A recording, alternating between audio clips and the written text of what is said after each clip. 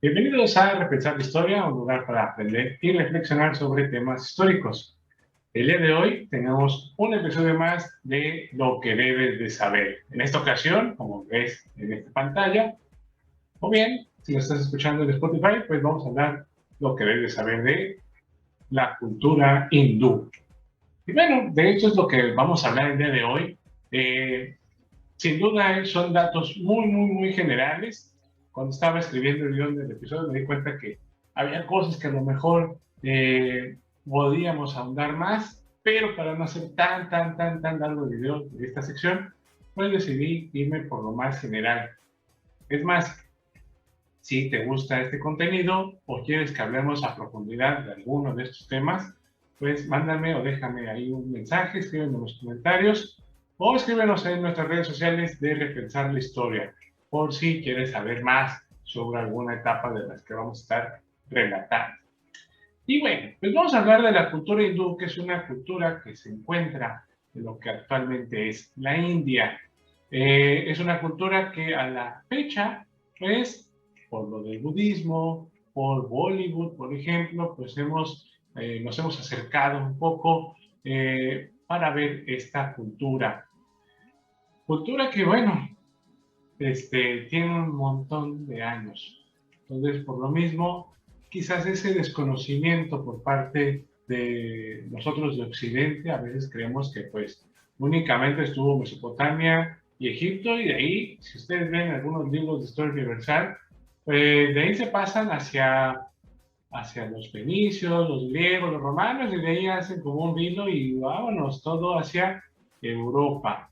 Pero dejamos, o se deja un poco de lado esta parte de la visión de la historia de qué pasa en Asia, ¿no? Entonces, de hecho, te adelanto el siguiente episodio que vamos a hablar de lo que deberías de saber, o lo que debes de saber de, sería de China, que hace falta también rescatar ese punto importante de la historia mundial. Bueno, pues sin más preámbulo, pues vamos a empezar con ¿dónde están?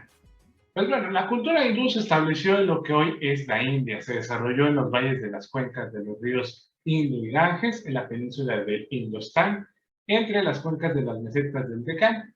Se divide en tres extensas regiones de características físicas y climáticas distintas. La del norte, formada por el Himalaya y sus estribaciones de clima frío y en gran parte impenetrable para el hombre.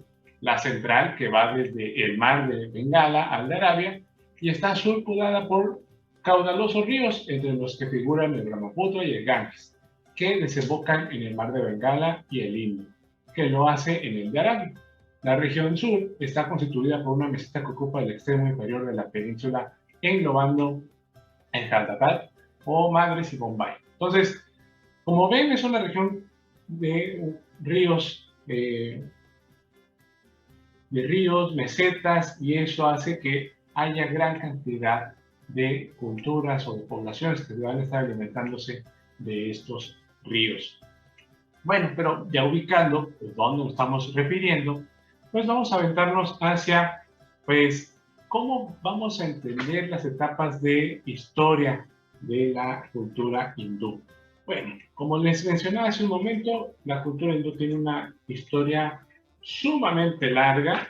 De hecho, sería demasiado largo este video si nos vamos etapa por etapa. Pero hay que entender algo. Esta cultura es parte de las civilizaciones agrícolas de la historia de la humanidad. Entonces estamos en la misma etapa, más o menos para darte una idea, es entre los egipcios, los mesopotámicos, que estamos en esta misma temporalidad. Entonces, para que más o menos comprendas que estamos hablando de una cultura muy vieja, muy antigua. Y dentro de su división histórica, podríamos primero llamar una etapa pre-aria a las culturas que se desarrollan antes de la llegada de los arios o de los indoeuropeos, localizados en el Valle del Indio.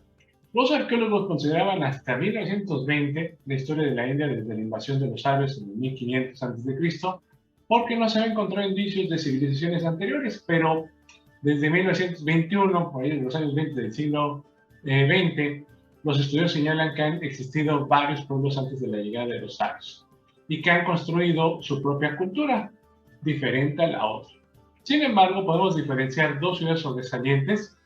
Por ejemplo, los principales centros los radicaron en Mohenjo-Daro y Harappa, pero que se han localizado hasta 150.000 años y animaron una avanzada, hicieron una gran cultura de influencia que se dejaba sentir desde el pie del Himalaya hasta el río de Omar. Entonces, ¿qué tienen de importante estas ciudades de como Mohenjo-Daro y Harappa? Bueno, son ciudades admirables, urbanizadas, con calles bien alineadas, casas de varios pisos, baños públicos, alcantarillado y grandísimo, etcétera. Asimismo, pues ambas civilizaciones tienen características que se asemejan a la sumeria, que era su contemporánea, sin ser una colonia de Mesopotamia. Entonces vemos ahí alguna influencia, pero sin llegar a ser parte de.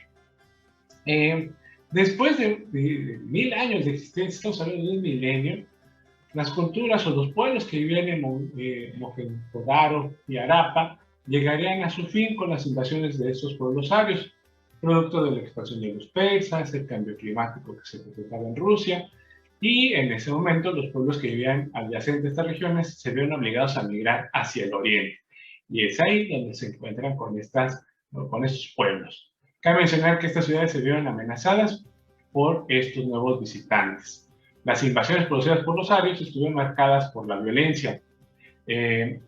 No respetaron a mujeres y niños, y a los hombres sin piedad los mataron. Este fue el caso de Harappa.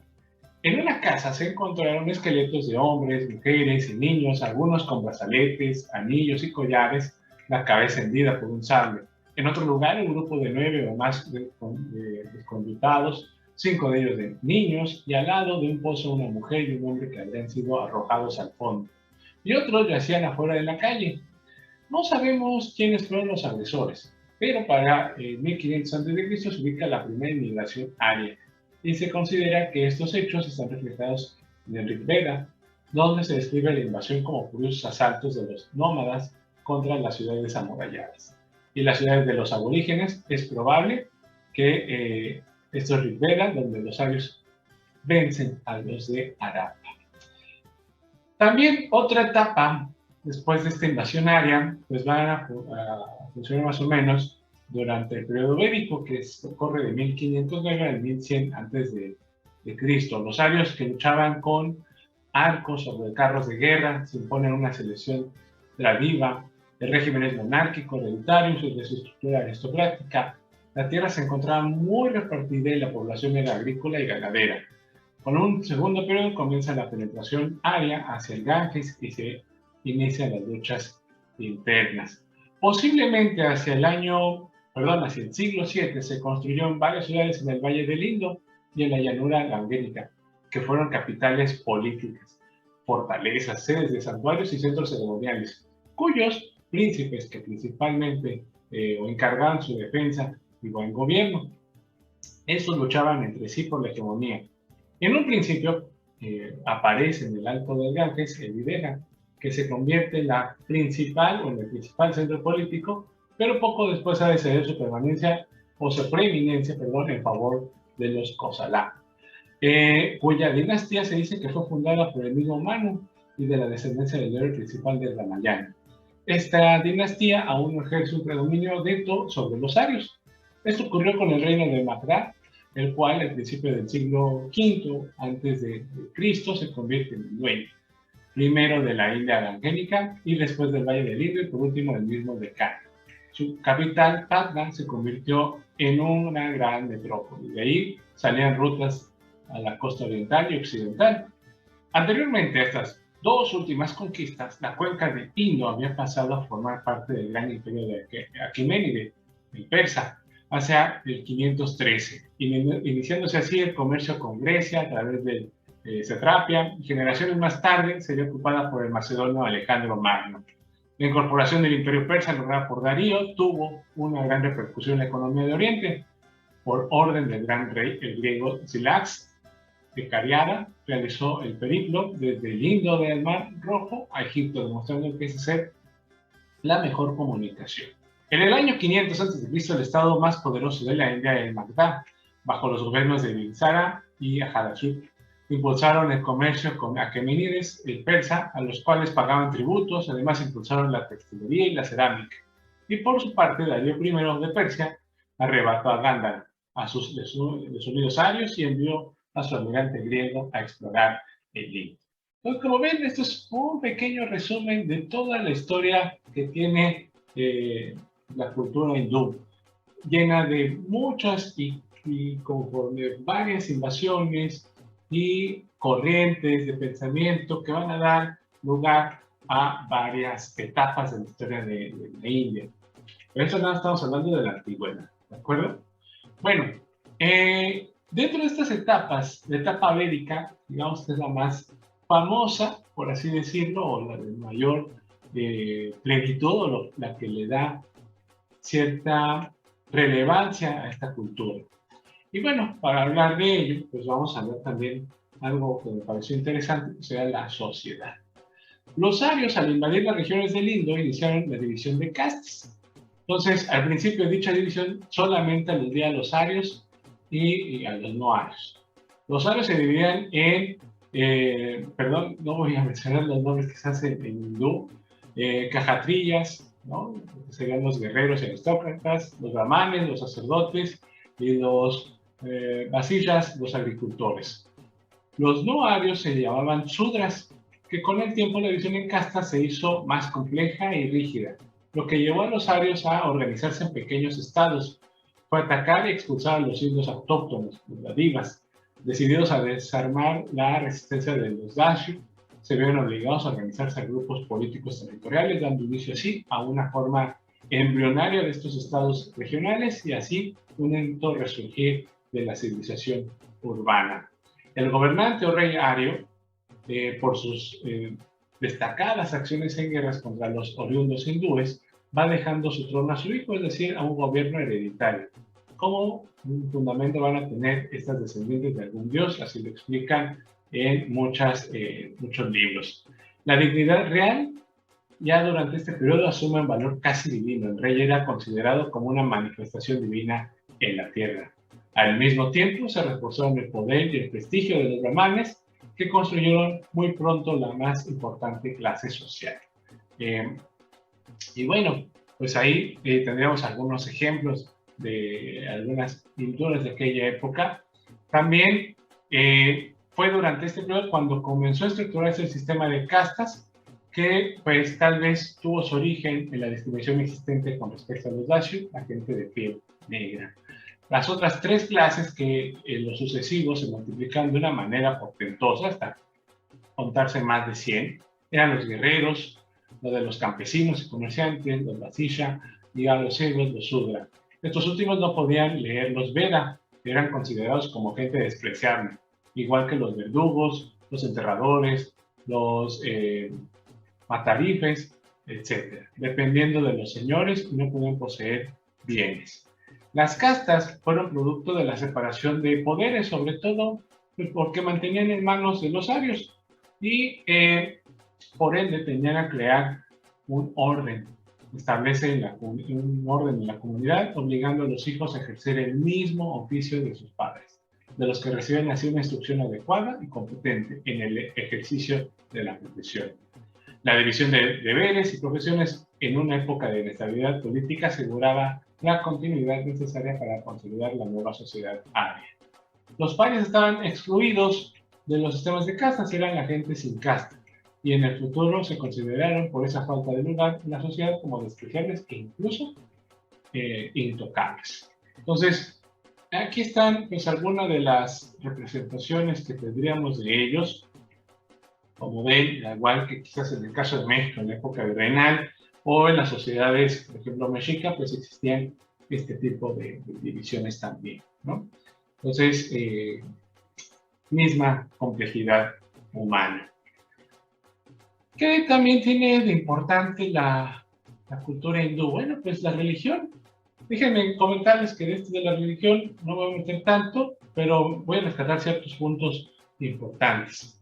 Con las invasiones llegaron a la India diversas religiones, de las cuales la mayoría prosperó y siguen siendo practicadas en la actualidad. Esto se ve reflejado en su constitución, la cual protege la libertad de religión. Además, el ministro Moody, al año 2015, señaló que no permitirá que ningún grupo religioso incentive el odio hacia el otro. Importantísimo. La religión védica es considerada la primera religión de la India conocida.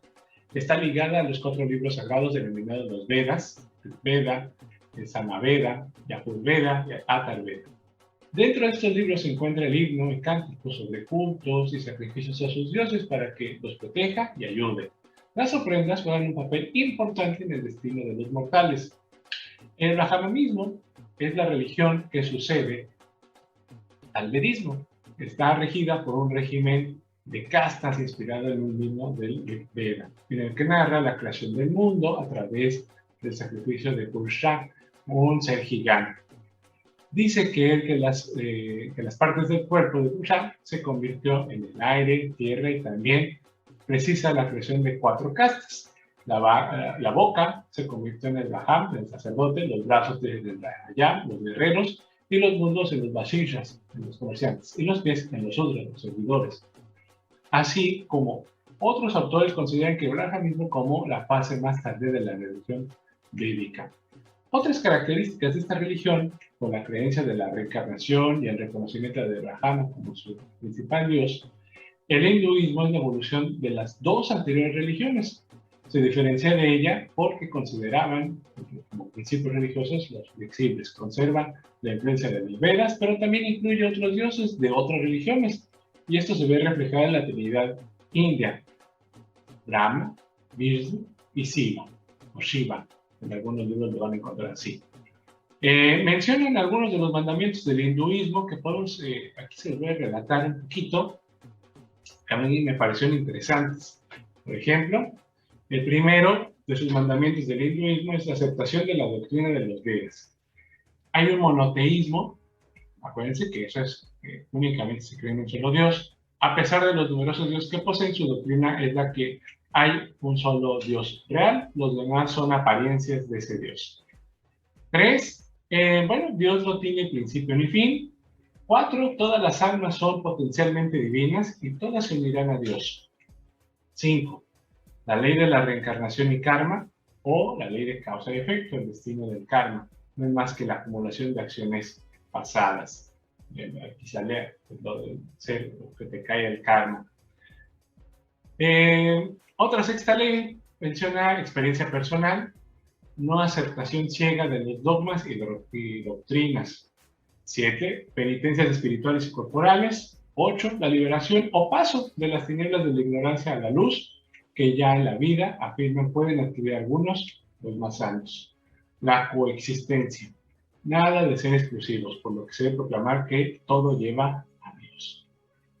10, todas las religiones son iguales. No hay religión, dicen ellos, por entera perfecta y por entera errónea.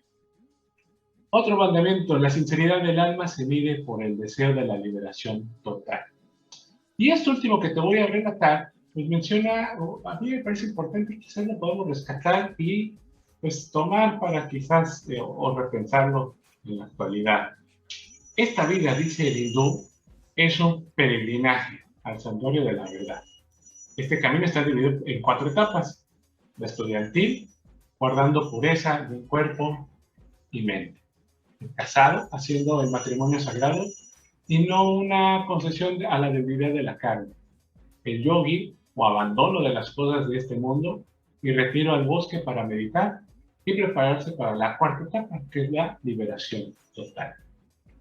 Pues como ven, como con ciertas etapas, quizás sí puede compaginar con el nivel de vida occidental. Y si no, bueno, pues mencióname o déjame en los comentarios en qué etapa te encuentras en la actualidad o te gustaría llegar. Bueno, también hay que mencionar que dentro de la religión, pues existió el llamado budismo. Sí, el budismo que vemos nace en India. Y bueno, el budismo surgió en la India, en el Valle del Ganges, allá por el año 500 a.C. aproximadamente. Su fundador fue el príncipe Brahma Siddhartha Gautama. Su padre le dio todas las comodidades para que viviera feliz, sin conocer el dolor. Sin embargo, un día Gautama se dio cuenta de la realidad al ver el sufrimiento de otras personas. Gautama decidió renunciar a su padre, su esposa, su hijo y todos sus derechos como príncipe para ir en busca de la comprensión y la solución al problema del sufrimiento de la existencia, denominado como el Nirvana.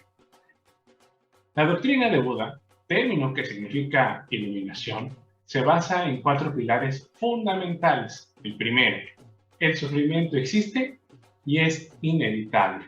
Esto se debe a que todo es transitorio, nada perdura en el universo y tenemos conciencia de ellos. 2. El origen del sufrimiento es el deseo. Este deseo se manifiesta en una constante sed de existencia y sed de placer. 3. El sufrimiento puede ser extinguido cortando el deseo, el nirvana. Y 4. Para extinguir el sufrimiento debemos ser el noble o óptimo sendero hacia el saber. Entonces, ahí marcan ciertos pilares del budismo. Sé que a lo mejor me faltan ahondar más en el tema. Déjame en los comentarios qué te parece. Pero esos 4 pilares fundamentales me parecen fundamentales para esta época de pandémica que hay que quizás tomar en cuenta. Quizá para nivel personal, repensarlo y decir, bueno, esto que existía en la antigüedad me puede servir en la actualidad. Pues dime si te gustaría ocupar estos 4 pilares. También dentro de la cultura hindú, pues, algo que nos dejaron impresionantemente, pues fue su escritura y su literatura. Aunque el sánscrito no es el idioma oficial de la India actualmente, aún sigue siendo estudiada y utilizada y por ello es considerado como una lengua clásica. El sánscrito fue impuesto junto a la religión brahmaísta tras la invasión aria. Dio origen al latín, el griego y el germánico antiguo. Por ende, las lenguas modernas indias están emparentadas con el inglés, francés, español, entre otras lenguas. ¿Se acuerdan pues, de las tribus indoeuropeas? De ahí viene el nombre. La civilización europea descubrió una parte importante de su pasado, nada menos que los orígenes de casi todas sus lenguas a partir del sánscrito. En la India, a pesar de ser un país pluricultural, a lo largo de la historia se pueden realizar una unidad política nacional. Importantes textos antiguos de la literatura e historia están recopilados de manera escrita en sánscrito, debido a que la escritura de la cultura hindú aún no ha podido ser descifrada del todo. El periodo védico comprende de 2700 al 2500 aproximadamente. Por lo general los textos son de carácter religioso. El más importante es el de los Vedas, un conjunto de 4 libros de carácter mitológico, transmitido oralmente y transcrito en la lengua sánscrita. El periodo sánscrito clásico contiene 2 poemas épicos importantes, el Mahabharata y el Ramayana. Este último narra las aventuras de Rama, su nacimiento, su exilio, la lucha por rescatar a su esposa Sita y finalmente la recuperación de su trono. El Mahabharata tiene como principal argumento de la guerra el exterminio entre 2 reyes hermanos llamados Pandu y Dhritarashtra, de la tribu o linaje del rey Bharata. Todo ello está escrito con minuciosidad y situado en un ambiente de grandeza y de heroísmo. Entonces, que les invito a también consultarlos y leerlos. También algo interesante que tenemos de la lengua, cultura hindú, pues tenemos que ver al arte hindú. Yo les invito a que si les gusta este tipo de arte, pues vayan y consulten mucho más de este tipo de obras artísticas. Y bueno, pues podemos decir de manera general, dentro de este estilo de arte existen algunas características principales. Por ejemplo, el arte hindú, a diferencia de otros estilos de arte que surgieron en la India, se caracterizan por un gran dominio del dibujo, libertad de expresión. Su arte está basado en las necesidades estéticas, en los rituales de su población y en su ideología.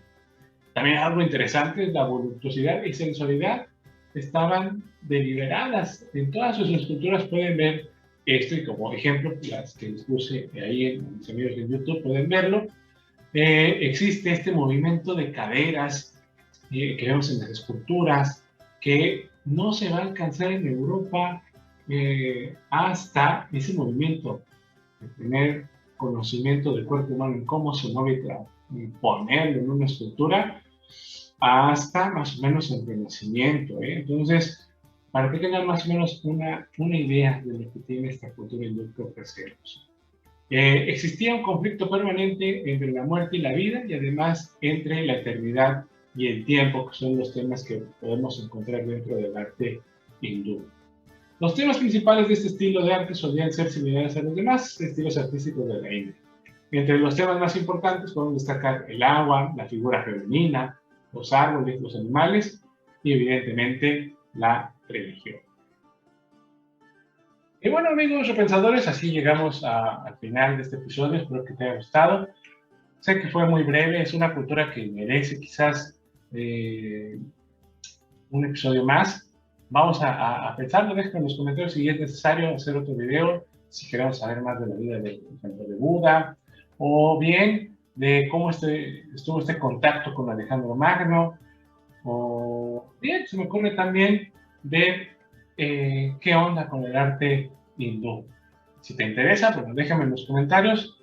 Y bueno, pues espero que te haya gustado esta introducción a la cultura hindú, que te dé chance de pues, averiguar cómo se formó esta cultura y qué le debemos. Quizá para cerrar y colocarlo de la manera de reflexión.